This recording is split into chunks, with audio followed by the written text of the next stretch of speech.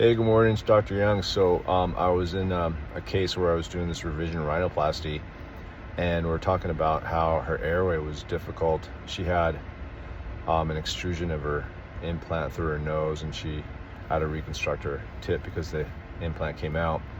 But we started talking about airways, and then I started talking about my one of my worst airways.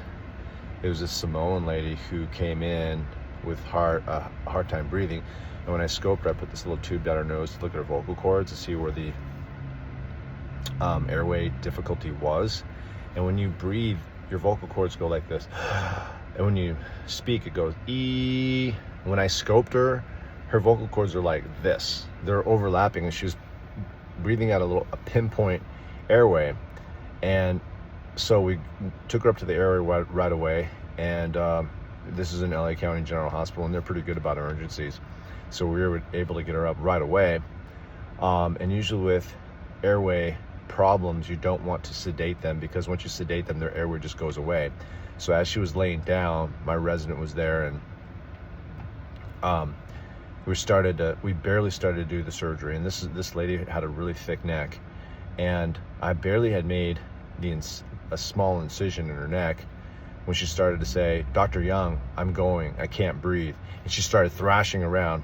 And then while this is happening, my resident basically fainted. He said, "Dr. Young, I don't know what's going on. I have to lay down." So he basically fainted, and I was all by myself with this lady crashing. Her stats went from 100% to like 10% in a matter of 2 seconds.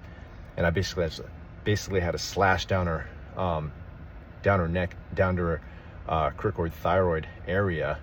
And I basically had to say, "Nurse, come over here." And while this is happening, the nurse was like going, "Oh my God," like she was gonna die. So I said, "Nurse, hold this." And she was holding it. I had to have her jump in to hold the retraction. And I basically popped in through the cricoid thyroid membrane to open up the airway. So she was able to breathe right away. And basically she made it after that.